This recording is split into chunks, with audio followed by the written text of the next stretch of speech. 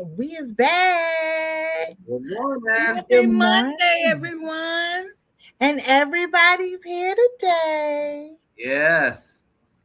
Look at her showing her locks. Yes, you. Got that lock thing going, girl.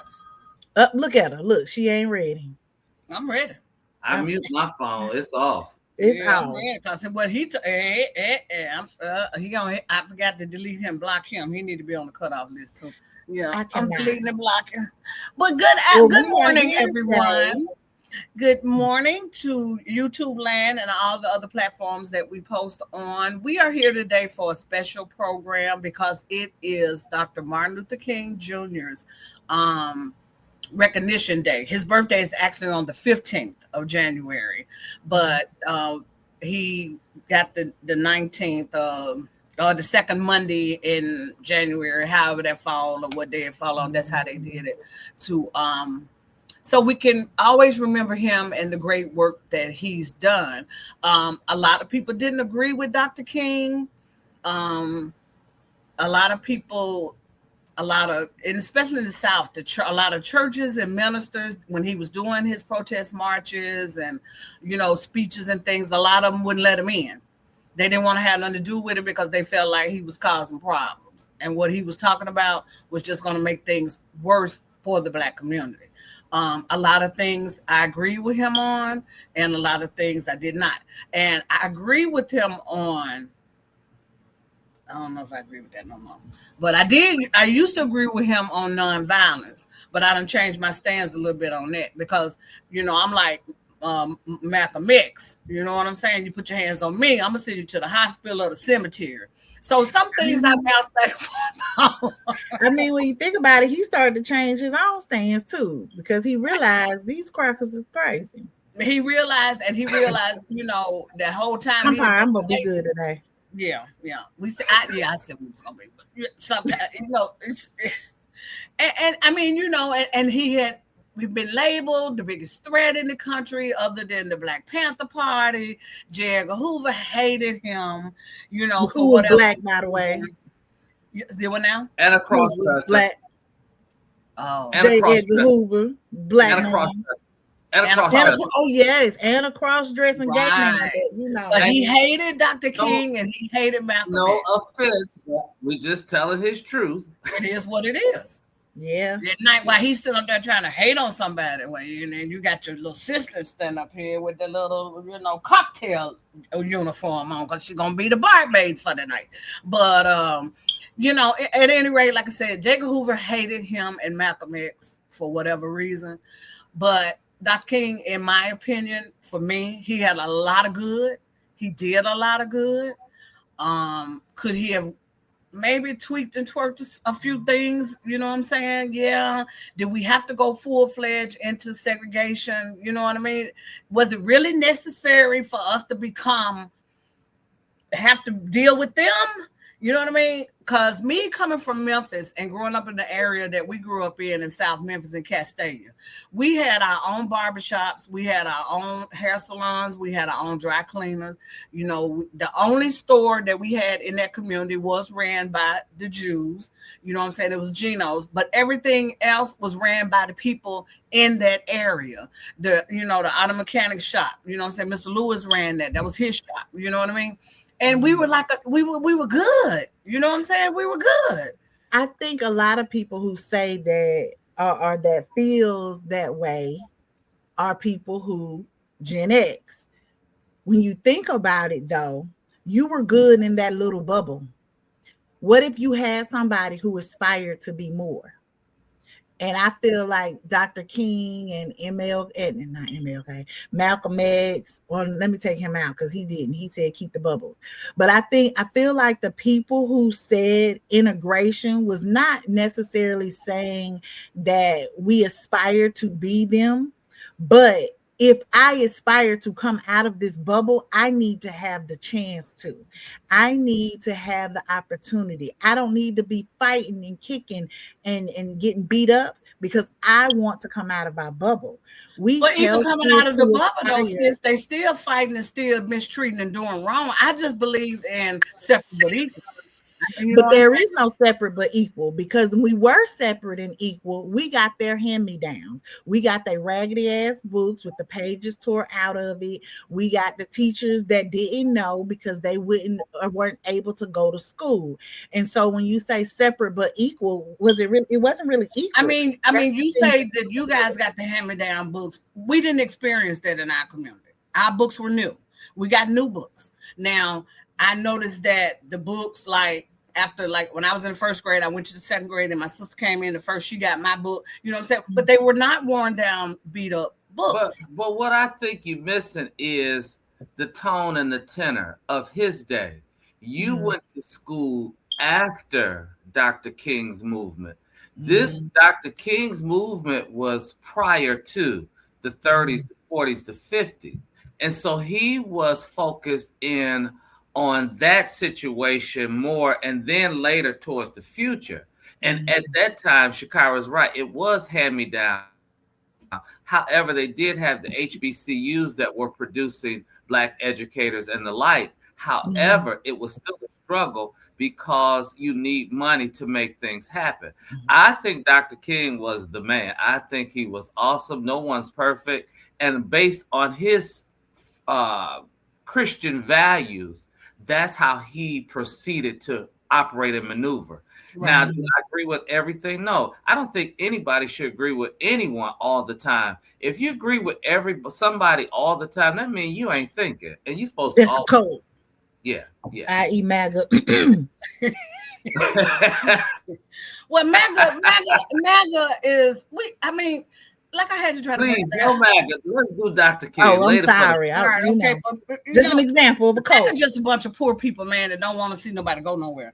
But okay, Dr. King was born January 15, 1929, and died here in Atlanta, Georgia. No, he didn't. Memphis. He died. I'm sorry, he died in Memphis. He died April the 4th in Memphis. Right. In 1968. Baptist minister, civil rights movement from 1955 until his assassination.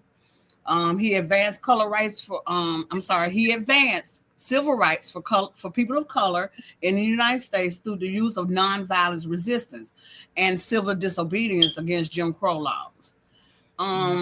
Dr. King won the Nobel Peace Prize, unlike somebody that's won somebody just to give them one just because.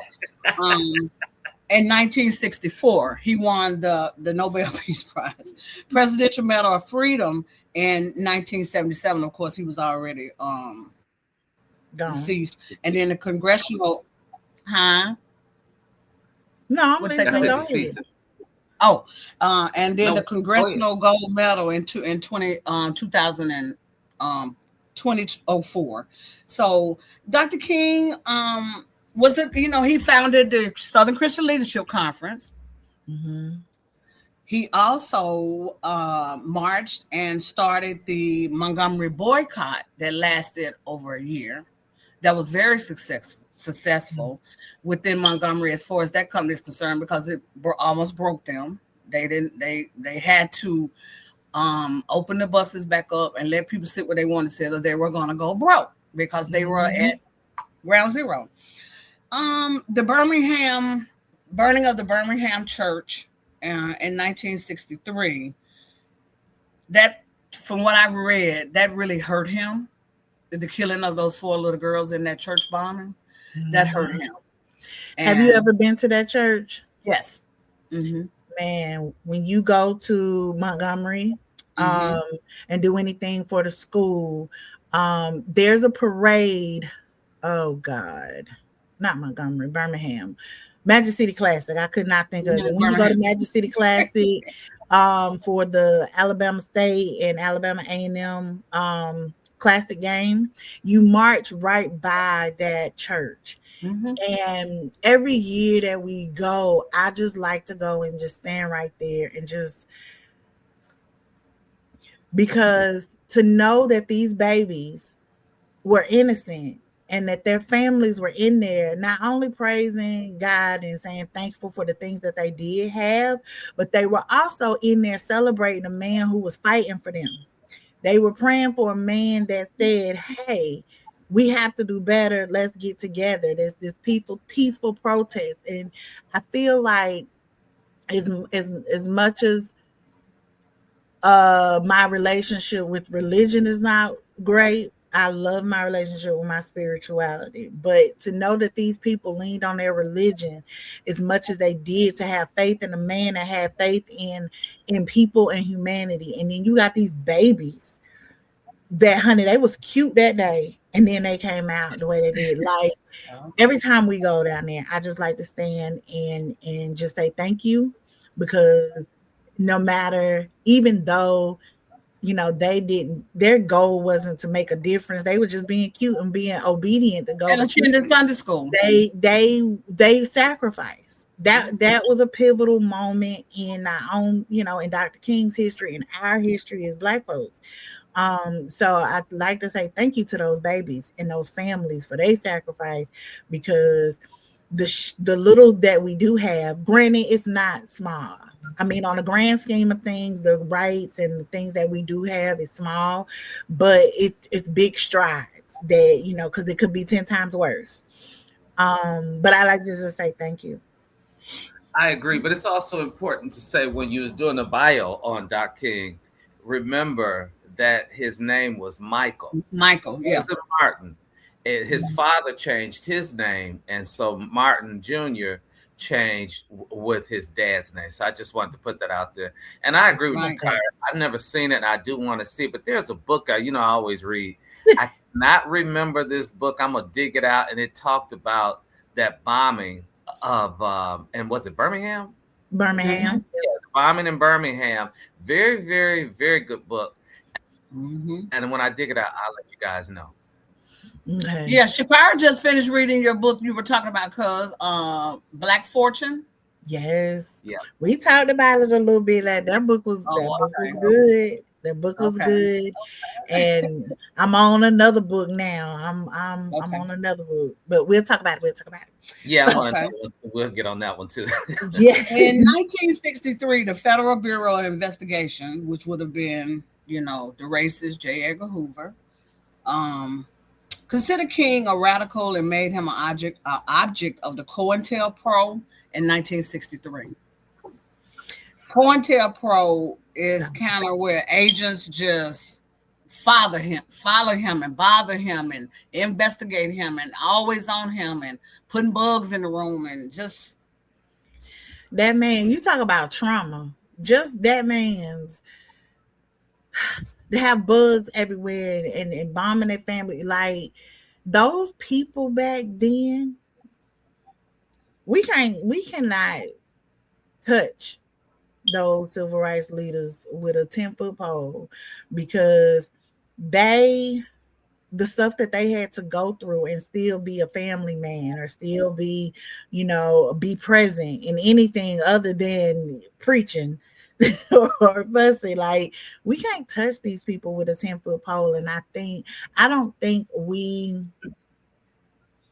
recognize it now. And I don't want to say we, I say the younger generation, because they tell the same 5 facts about Dr. King, about Jackie Robinson, about Rosa Parks. It's the same 5 facts.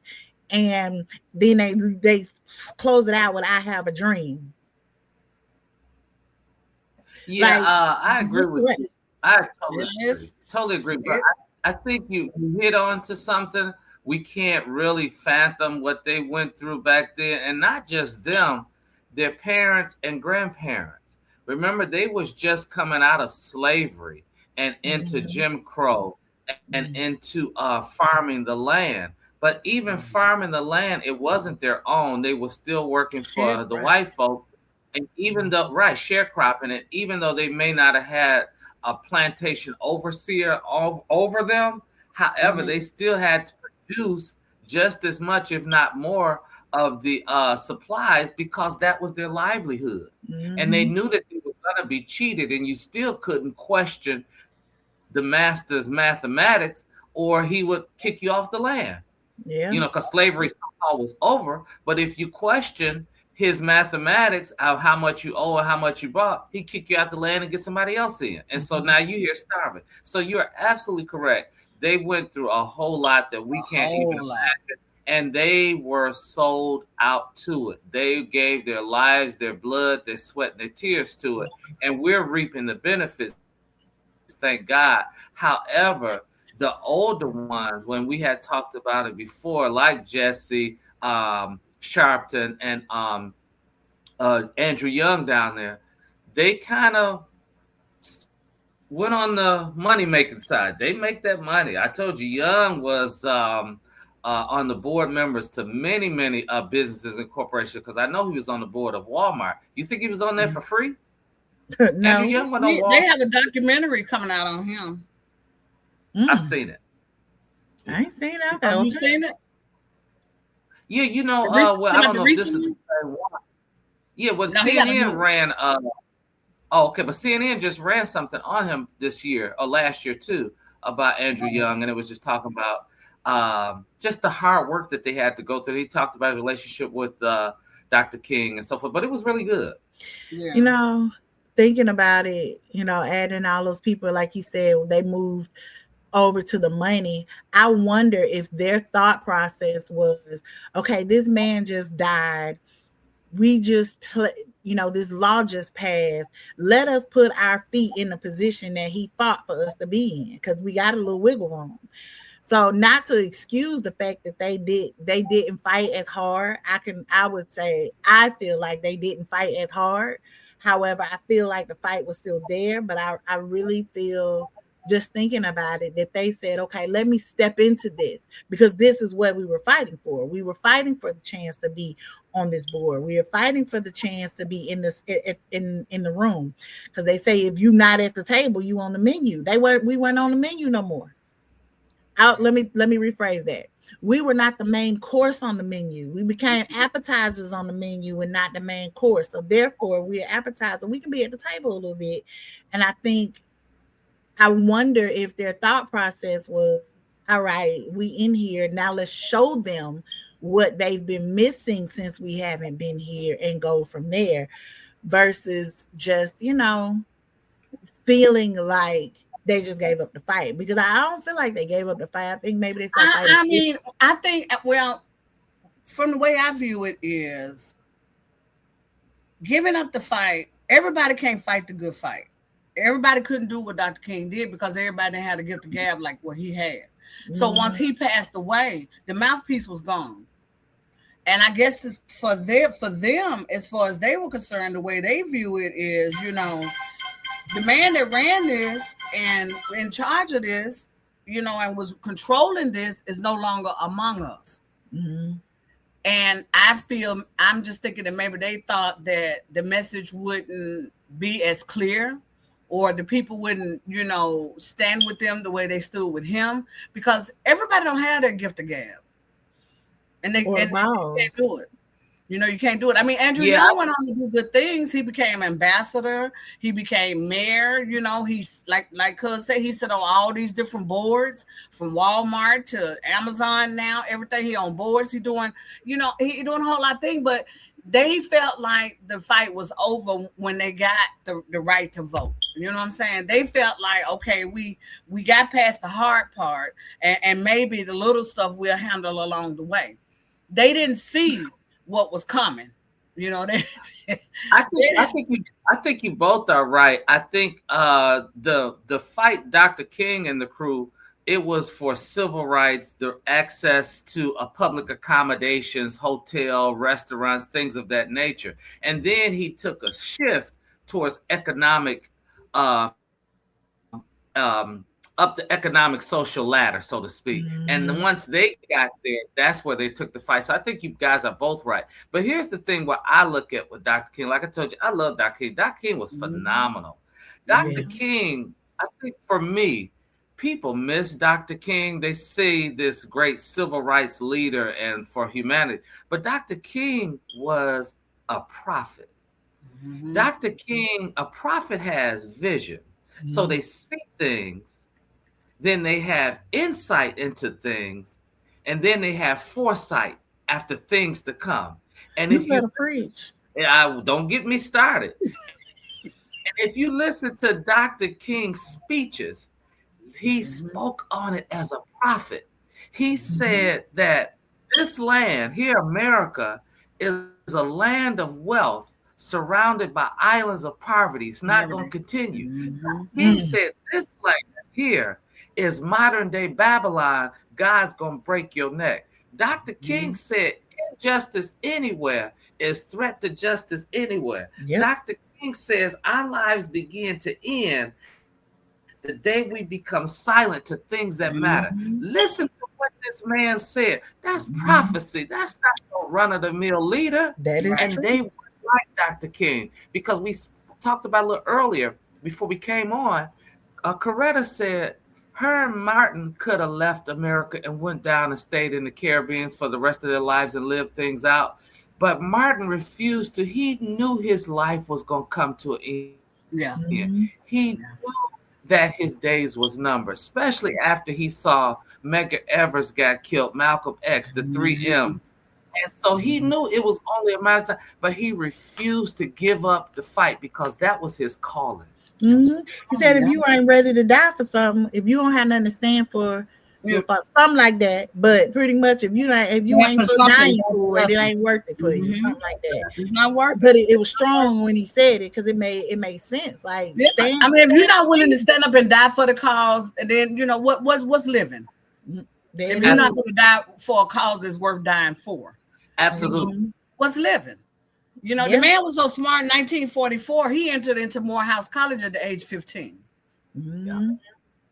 So we knew he was special. Yeah, he was. He was a different person. He was a different being. He was sent here for a purpose. Yeah. Morehouse College at the age of 15. And I think,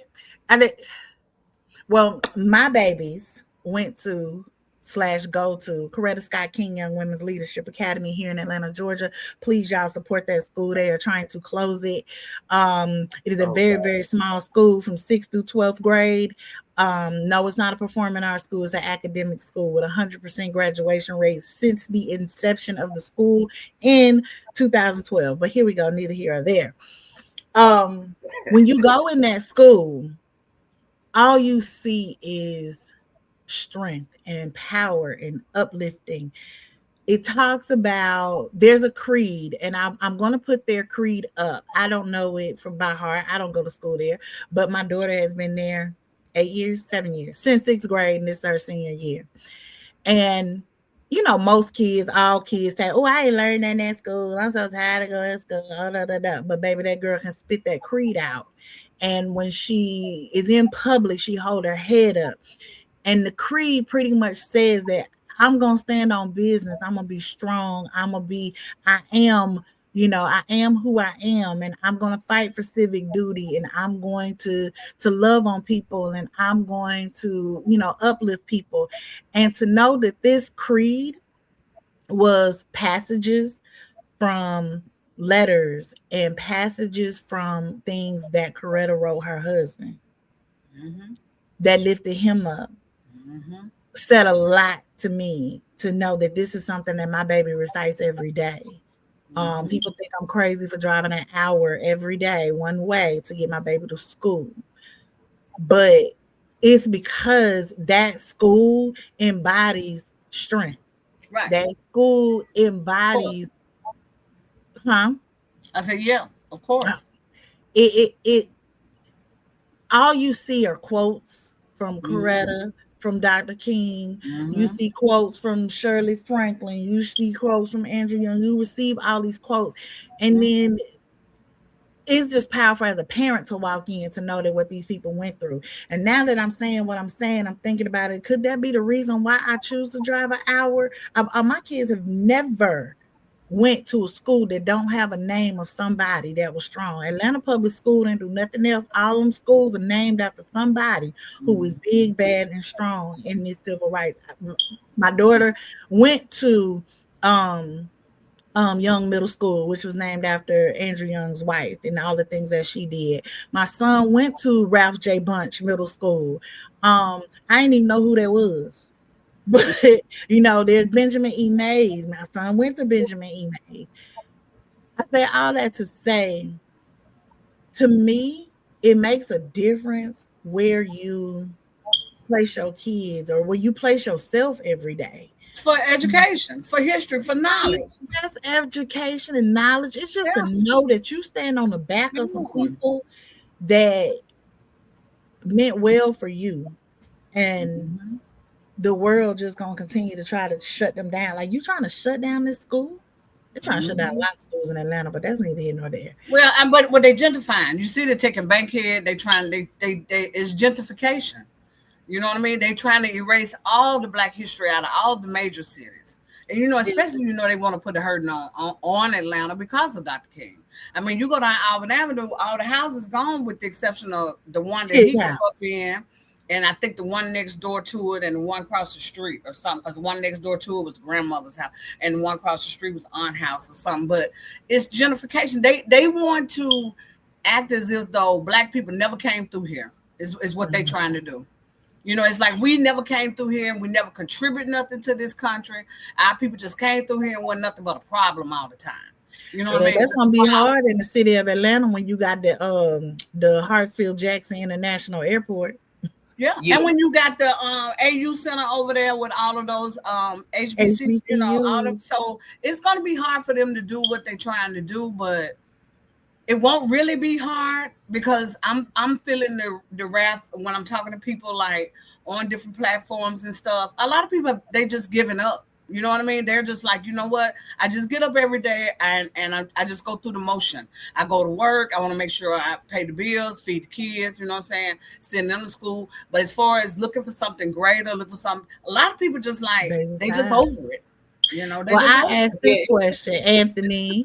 What do you think? How do you feel that Dr. King, just, imagining, what would his speech be today for his day of remembrance? What do you think his speech would be? He would be outraged of the way the White House and its policies are towards American citizens, especially Black and brown folks.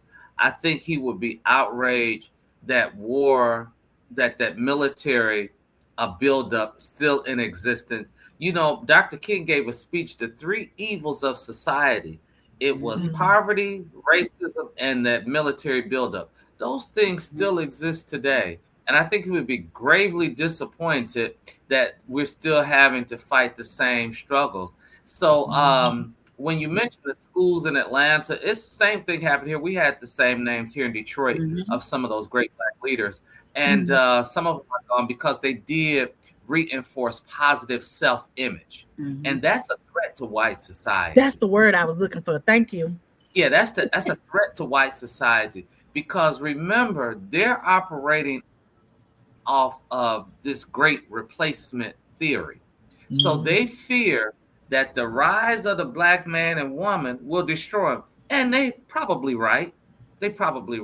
That's what Dr. Kressling was talking about in her book, The ISIS Paper. And it wasn't so much as a racist point of view. She was showing it from a scientific point of view. You can't argue with the science. You don't have to agree, but science is science. That's the same thing I tell my clients on my job.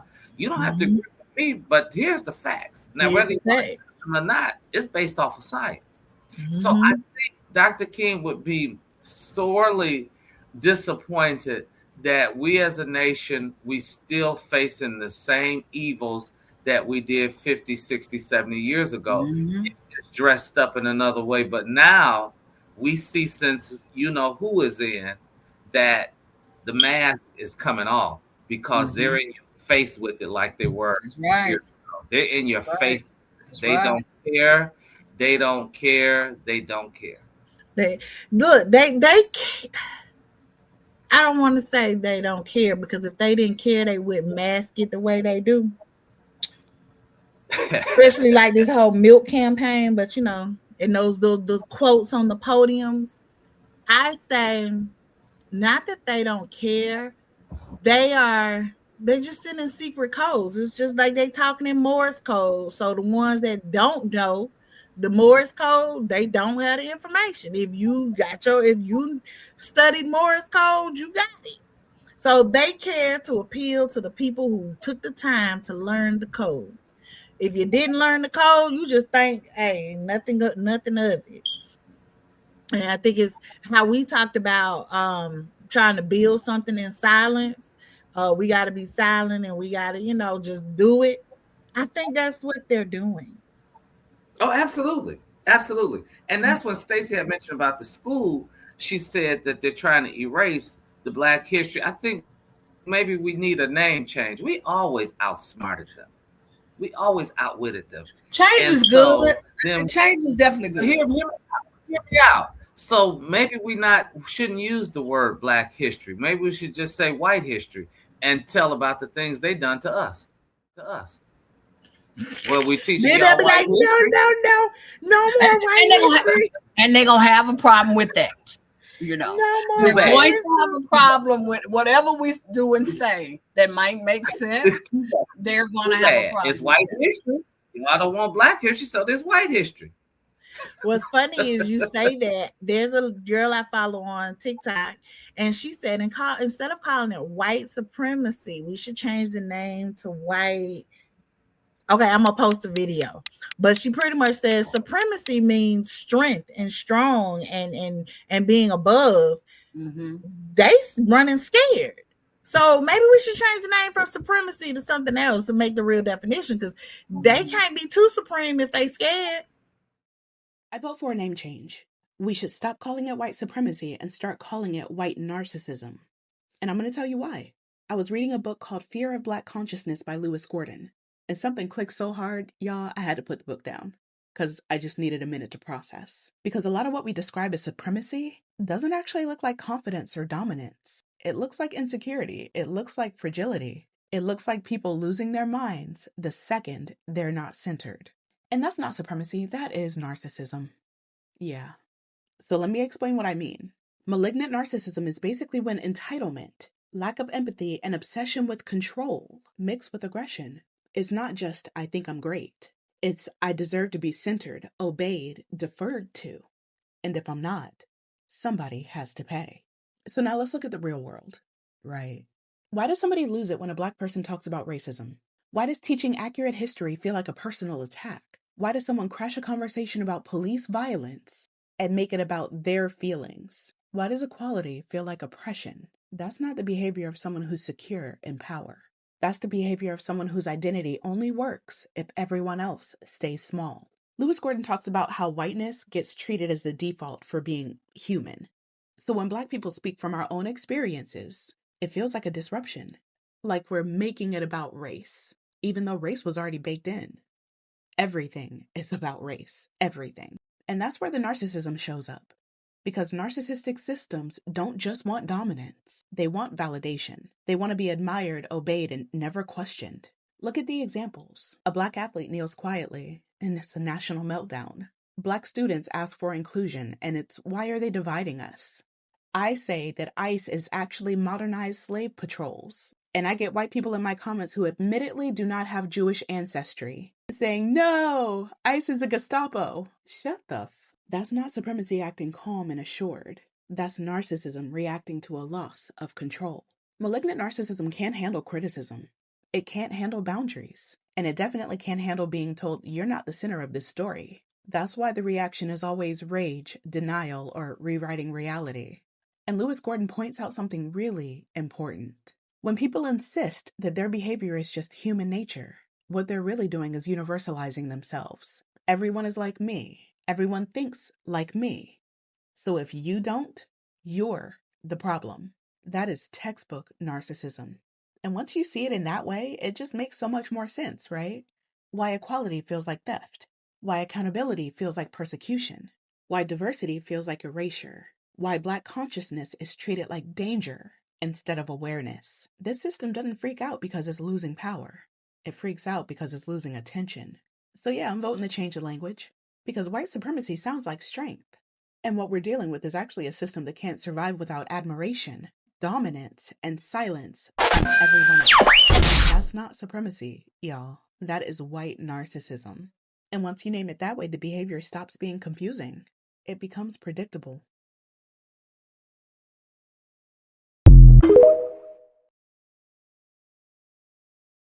I was like, oh, she did that. It was like a whole 5 minutes. I was like, girl, making real good sense.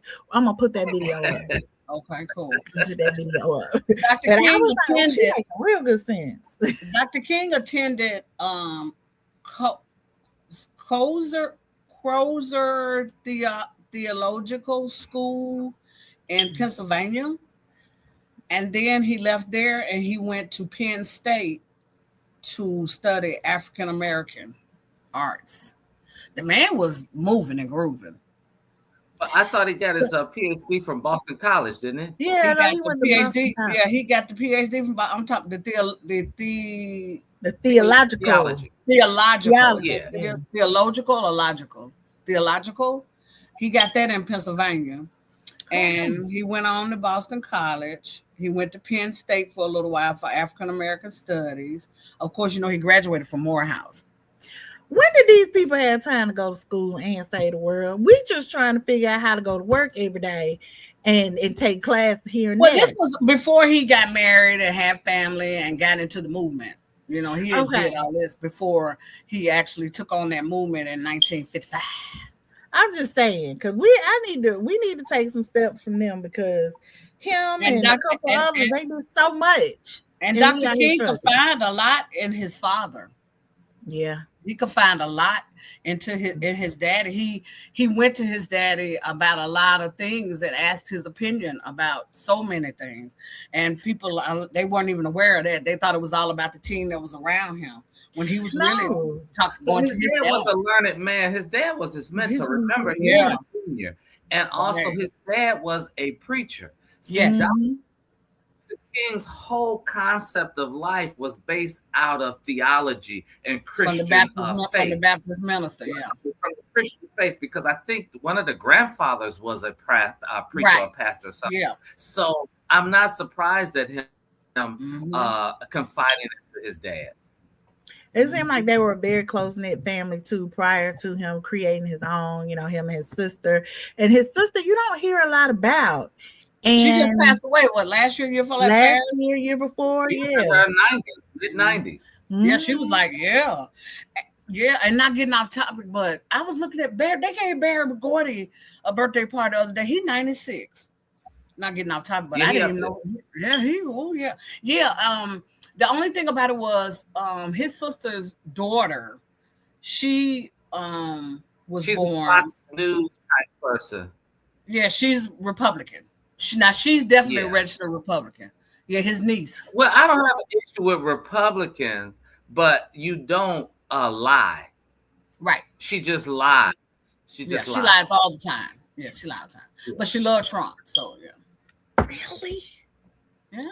I mean, we have to understand. I mean, look at the situation with RFK. He was never Democrat, although the Kennedys were supposed to be representing Democrats, however it go, whatever, we never really know true. But he was always on the Caroline said he was always on the Republican side. He never stood with Democrats. And he was always against anything that his uncles and dad was doing. He was always against that. Well, that's because he coming out of the same house and have. He was a junkie. He was a rebellion kid, so he didn't want to follow the Kennedy's tradition, which is fine. That's his privilege, or that's his way. But later for him, we're gonna stick with Dr. King. Okay. I'll stick with Dr. King. So you telling me that's his grandniece? His niece, Dr. King's on the niece. opposite side. Okay. She definitely on the opposite side. Dr. King now has a 16-year-old granddaughter whose name is Yolanda, named after the oldest child. And she's the one who wrote the books. She wrote the book. Was right. Yes. Mm-hmm. She's such a sweetheart. I want to continue to follow her. And I keep saying I'm going to sit down and do some digging and follow up on her. Right now, the program is going on, the Dr. King program that goes on every year at Ebenezer Church. Who is speaking right now? Who is speaking? They got the whole program up. I was watching it, and every year they have a girl from CSK speak. And I was very surprised that this year they have a 7th grader Her name is Sierra White. Mm-hmm. Yep, Sierra White, a 7th grade student from CSK, and she's going to give the speech. And what I want to do is, after it airs, and we can cut it, and we could I can add it in there or add the link. But that tradition is something they, like I said, since the inception of the school, and every year we watch that speech. But if I'm not mistaken, it was last year. One of my band babies, y'all know I got my band babies, she did the speech last year, and the speech last year was very they said it was controversial, because one of the things that she talked about was the fact that they are changing the neighborhood in the schools, and that they have taken a lot out of teaching about Black history and things like that, even in a school that is all about Black All history. about Black history. Oh. She talked a lot. She talked about it, or she touched on it in that speech. And it is kind of, it's strong, and it makes a statement about what we were talking about earlier about them taking out Black history. So I do like that name, that we need to change it to white history. It makes it, makes it more Hey, palatable. just go all the way to the top. Make it Thug Life. Just change to Thug Life. The hate you give. I'm just kidding. The hate you give history. I'm just saying. They got a ring to it. Thug Life. They got a ring to it. I know, right? In 1951, Dr. King began his doctoral studies in the systematic theology. I can't get that right for nothing. Theologic. At Boston University. I've been trying to get it for the longest. Michael E. Haynes was a pastor in Roxbury of the 12th Baptist Church in Roxbury. He and Dr. King were best friends, as well as best friends with Harry Belafonte. Him and Harry Belafonte were best friends. Ooh, that's a combination right there. I know, Yeah, right? You mentioned Harry Belafonte, and when and that's why I had an issue with the daughter. What's her name? Bernice. At that particular time when their mother died, she didn't want Harry invited or to speak, because at that particular time he was bashing Bush. He was relentless, and she didn't want to turn her mother's funeral into a political type arena. That's fine. Okay. That's fair. But Harry Belafonte took care of that family financially. He did, because they were not. They didn't have no money. Dr. King was a poor man. They were a poor family. He was a poor man. He lived off the donations of the people that stayed at home of people, and then he was on the Black side of town. Those hotels like Lorraine, they were pretty much not very expensive hotels, so you can come up with the money for those. But he wasn't a first class traveler by no means. He was a poor man, but Harry took care of that family financially. He did right on up until Bernice graduated, and then graduated from college. I was disappointed that she felt that way or disinvited him to speak because of that. But I mean, I get it. That was her mother, and she was hurting, and she didn't want it to be made into politics. But their whole life was involved politics. Their humanity, life was politics. In the whole I mean, I'm like, how could you not when this is where you come from? I mean, when you think about it, maybe it was because this moment is to mourn my mother, not to bring that up. So I get it, but maybe it could have been two different services. Maybe, we have a private and a public. You tell a full life, then you tell a full story. You don't have to hit on every in deep, but my mother was an activist. She stood for justice just like my dad. Yeah. That's crazy. I didn't know that. Y'all be teaching me stuff. Look, at the age of 25 in 1954, Dr. King was called a pastor at the Dexter Avenue Baptist Church in Montgomery. He received his PhD on June 5th, 1955. Mm. Wow. I got a crazy fact that I didn't know. Mm-hmm. He was jailed 29 times. Yeah, I was just getting ready to get to that. Yes, he was. And they were some BS charges. Like my favorite one I found was he got charged with driving 30 miles an hour in a 25-mile-an-hour zone.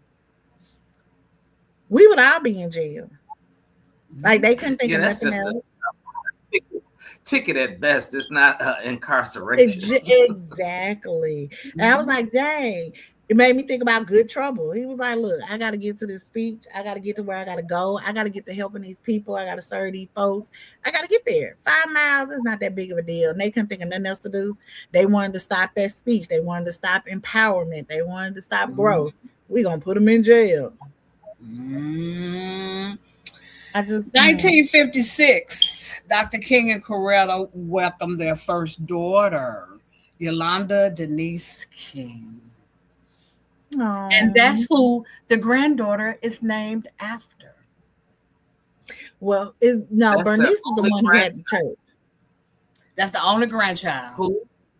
Yeah. Who? She's the only grandchild. Oh, I was saying Bernice is the one who had the church down here, right? Right. Yeah, Bernice had the church. So she the one who lived. She still live in Atlanta. Yes, Yolanda was the one that moved to Malibu. You remember Yolanda and Dexter moved away, and Martin III and Bernice stayed. They live right up there. Well, am I supposed to tell when I'm supposed to live? Be quiet. Off Cascade. Yeah, off Cascade. Well, as of when did I live over there? Last time I lived over there was what? 6, 7 years ago, 8 years ago. She was still over there then. Yeah, and when I tell you it's her house, her neighborhood, the neighborhood might be rough, but them houses around her, right? Baby, it look like you in the middle of Sandy Springs. Them folks, cause they older people. You know, that neighborhood that we lived in was old money. It wasn't new money. Right. Old money, old Hollywood. The house where Dr. Kingdom lived off, which is off over there in the Adams, that right there, like where we did that feeding that time. Up the street by the Sadie Mae's nursing home. Yes. That's that one of the houses over there. But they're getting ready to renovate that one because it was around the corner from Maynard Jackson's childhood home. They're going to renovate both of them and use them for college dorms. Now, I know Coretta still stayed in the house, and her friendship with Maya Angelou told Oprah about it, and Oprah got her out of the house and moved her into a downtown penthouse or some sort of apartment on Peachtree Street. Yeah, next door to Janet Jackson. Yeah, her and I believe Tyler Perry paid for her at that time. I'm not sure about I had an argument the other day on TikTok with this white guy talking about how Dr. King got rich off black people and all that. And I said, you know what? And I let him say what he had to say when he got done. I said, got rich off who? Because him and Malcolm X died broke. Him and Malcolm X died broke men. So how did they get rich off of black people? Yeah, because Alex Haley advanced or gave Dr. King and Betty Shabazz, Dr. Shabazz, the proceeds off their autobiographies. Once he made Roots and got his wealth, he gave them the proceeds off those 2 books he authored with them. But you have to be like Dr. John Henry Clark, is that you have to ask yourself, am I able to debate with my equal? So he wasn't your equal. So I wouldn't even say nothing to him, but it's always good to correct. It's always good to correct, but you don't debate, argue. You only debate and have conversations with your equal. Well, like I told him, like I told him, I said, you know what? You come from a space of ignorance. You come from that white privilege, and now y'all have studied your grandfathers and your great grandfathers and everything about how the white history went down, and it gave you privilege. It gave you more than what you probably ever knew that you were probably entitled to. I said, but ignorance is within everybody. I said, but if I were you, I wouldn't spread that around, because that is so not true. Dr. King was not a wealthy man when he died. Malcolm X was not a wealthy man when he died. Right, but you're doing correcting, not debating, because you only debate your equals, because when you're debating, you're basing it off of your facts. But Right. when you're discussing, it's opinionated and so forth and so on. Right. And people, when you get into debates, it is where they're listening to understand, not just to respond. He was listening to respond, and that's futile. Yes. Mhm. My husband does that with people all the time. On different podcasts, on Facebook and different groups. And that's one of his things. He was like, it's not worth it when they just trying to spit out their little Lies. right opinions and their Yeah, they lies. and their lie. They be I'm lying. trying to say it nicer than what he would say it in that moment because I said I was gonna be good today. Mhm. So I'm trying to say it nicely. But when since Trump took office last year, Please, let's stick to King. Please, not that right? numbskull. Okay, Please. we got to understand that regardless to what and how well we know Black people have done in this country and will continue to do well in this country. It's just a situation where we'll never get the props that we deserve, and the people like Dr. King, will never get the props that he deserved. He will from the right people. The right people, don't get me wrong, because they still having events and they on TV now and they down at Ebenezer. So I think that for Dr. King and his legacy, it will continue to go on and on and on. I don't think it'll ever be stopped, and he will never be forgotten. Like I said, he has his only 16-year-old granddaughter now. She writing books, to talk about, her granddaddy and the things from the King family. So I think, Dr. King will forever be remembered, regardless to how they want to strip the museums and take away all the Black history that has already been made and made this country great. Off of that Black history, using his quotes, using his everything. You know what I mean? So I'm like you, cuz Dr. King was a good man. He was not a perfect man like all people. He had his faults. He did his wrong. But in the end, he did more good than we could ever imagine, this country would ever see. Yeah, you think about it. He died before 40 years old. And look at all 39 that he years accomplished.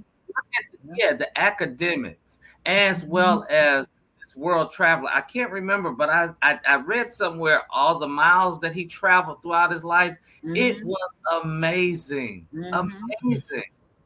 And he also said that even though he thought racism was bad in the South, he said it was Chicago where he endured the most racist people that he'd ever encountered during this journey.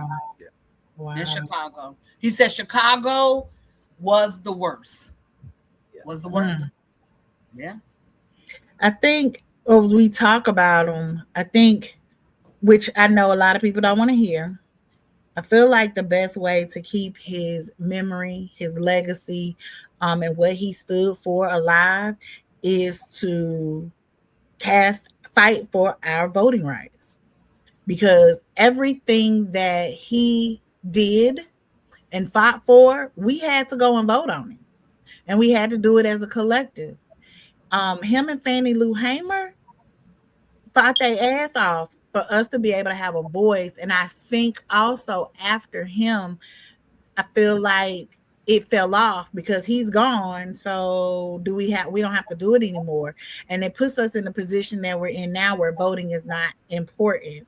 I know he pushed more than just the presidential vote. He pushed, he did. And he talked a lot about local and how we need to support everyone in within our bubble. And I feel like one of the best ways to keep his voice alive, even if we never say his name again, because they gonna get it to that point unless they using a quote. I feel like we got to go out and use our voices. And we have to do it collectively. We have to do it loud. If it wasn't that important, they would not be blocking us. They are blocking us. They just took 2 poll places from North Carolina A&T. Where the hell these college students gonna go vote at? Freshmen can't have cars. So how the freshmen gonna get there? It's like things like that you have to think about. And I feel like the best way to honor him and his team. Stacey, I thought she cut it off. She being rude. This time of the day, during the day, I would be working. You know what I'm saying? And the phone wouldn't ring at all. Because I would be at work. Turn that stuff off. And I'm off today. Very many people don't even know I'm off. You know what I'm saying? But you put your phone on vibrate. Yeah, put it on silent, put it on vibrate. Flip that little switch. Now everybody want to call. Yeah, flip that little switch and tell them you're busy. Put a focus on. Tell them you sleep. Yeah, about the rap. Yeah, but I think we have to vote. All the things that we're fighting for, which is minimum wage or better wages, better food, better all of those things, we could have it if we stop crying and begging for it and go out and vote for it. Yes, we have to put the right people in place, but we got to build our leaders. We have to support each other in the community so we can put those people in place so that we have something to vote for, because we can all want a bit higher minimum wage. Us protesting is not going to get it. It's just going to get the message out there. We have to put the people in place that we can be able to vote for it. So my way of continuing to honor him, and this is what the first time in almost 10 years that we are not out feeding the homeless today. But I feel like my way to honor him is to educate, especially our young people, with civic engagement, and go out there and support. Go on TikTok, Instagram, YouTube, Facebook, and find all these young people. And also get involved in community. Because see, the thing about it, in order to get change, you got to have heart. You cannot be afraid. Scared people don't get nothing done. If you're going to be afraid to speak out and be afraid to be a voice for your community or other communities or whatever, to get the change that we need, then go away, because you got to have heart. You got to have heart. They talking about the guy that was with the Black Panther the other day, standing there with the semi, with the gun or whatever the case may be. But like he said, they don't run up on him. ICE don't run up on him. They run up on the weak. They run up on the ones that they know that they can run up and beat on them and hit them in the face and everything, and they're not going to fight back. They're not running up on the ones that's standing there with them semi-automatic rifles waiting on their ass. ICE is not even a real government. Well, it is because they're using, but we're going to stick to Dr. King. Okay. Yeah, we're running out. We're running out. So we got to have heart. In order to get change, you cannot be afraid. And scared people don't make change. It's just I think you make a good point, but we're about to end. But my thing with Dr. King, again, I think Dr. King was the man. Yes. And Dr. King lived by example for his leadership. Yes. Because in our view, a leader listens to the people, but he or she also guides the people. And a leader listens to the people's needs and go out and advocate for it. Because those were some of his last speeches talking about the poverty here in America. It was just unconscionable. And he saw how poverty was really destroying lives and not making anyone's life better. And he went to his grave with that. He also suffered with depression. And towards the latter part of his life, he was in isolation. The phone stopped ringing. He was no longer invited to speak at many occasions or events. So he kind of took a downside shortly before he died. And the coroner said he died at 39 years old with the heart of a 60-year-old man. So that's the stress. But if people that be talking about change, people come on social media, they talk about change. You call a meeting for, let's meet in the street. They're not going to do it. At the end of the day, change only, they just need to shut up. They do. Well, it doesn't matter if one person come. That's good. A journey to 1,000 miles begins with one step, one person, one. So let's educate so that people can get that fire under them to be that voice of strength, to be that voice that go out there to yell and scream. But we have. They standing up now in Minnesota. They standing up real. I commend them in Minnesota. The only thing about it, they're not mad enough.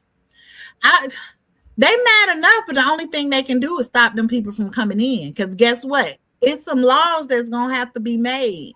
It's some bills that's gonna have to be passed. And guess what we got to do on them to make them stick? Vote. Just like now, they got these 2-3 bills that they putting out in Georgia about ICE. Yeah, we can say we don't want them to come, and they can't check our papers, and they can't do this. We can say all of that, but if it's not in a law, it ain't gonna matter. They put it out there on the House floor the other day, and we got to vote on it. Technology is going to show, and it showed us last year, and it's going to show us in coming years that voting, they're going to have to find something else, because with technology, they can go in, rig the machines, they can steal the vote. Voting is just not going to be enough. But that still doesn't mean you throw the baby out with the water. Yeah, it's not going to be enough. Voting is just not going to be enough. It doesn't matter. You still have to use every tool in your arsenal to fight the system. You can't just throw voting away, because if it was not pivotal, if it was not significant, they would not be going through all the changes and the heartache and hardship that they're forcing us to get rid of it. So that's some value there. Like I mean, look at it like this: going to work every day ain't enough, but we go. In years to come, technology is voting is not going to be. I think the reason that voting is not enough now is because we have the Electoral College, and that's going to be eliminated. They're going to get rid of that. We hope so. If it's eliminated, it's going to make a big difference. But we got to make a difference. Yeah. But you vote the people in to eliminate it. There it is. You got to get the people that's strong. You got to get the people that's going to stand up, that's willing to fight. Which is, well, let's be honest. On a Democratic ticket right now, who y'all see? It's time. It's time. We're going to stay with Dr. King, but it's time, y'all. Right, we got to wrap it up. Died April the 4th, 1968 in Memphis, Tennessee, leaving a wife and 4 children, 2 daughters and 2 sons, which that time he has a son and a daughter, Dexter and Yolanda, that has passed away. So it's just Bernice and Martin III living, carrying on the legacy now. With the Yolanda. And Yolanda, the granddaughter. Yeah, the grandbaby. Oh, that's crazy. It's only one grandbaby. Only one grandbaby out of 4 children. Okay, YouTube audience, we love you guys. We wanted to come here on Monday to let you guys know that it's more to us than just politics. We want to let you know that we remember Dr. King. We're going to come back in May. We're going to remember Malcolm X. We're going to remember the ones that I feel like, personally, that put forth the work to make our communities better and give us the knowledge and information resources that we need to become better people. And if you know of any, I like to also honor the not so well-known people. So if there's somebody you can think of that is not so well-known, just like the lady who passed the other day, who was, I don't want to say the first Rosa Parks, but she was part of the bus boycott. She was one of the ladies. Claudine Colburn. Mm-hmm. There we go. I couldn't think of her name, but she just passed the other day. I feel like there's a story there. Like, we have to talk about those people that are not so well known and celebrate them as well. So if there's anybody that y'all know out there, share with us. Anthony will read anything, and I'm right there. We gonna go find people doing big things in the community, but not getting the recognition that they deserve because they're not celebrities. Yeah. And on that note, guys, we're out of town, and we will see you guys next time. Enjoy the rest of the day. Educate your kids. We love you guys. Go serve. Vote. Vote.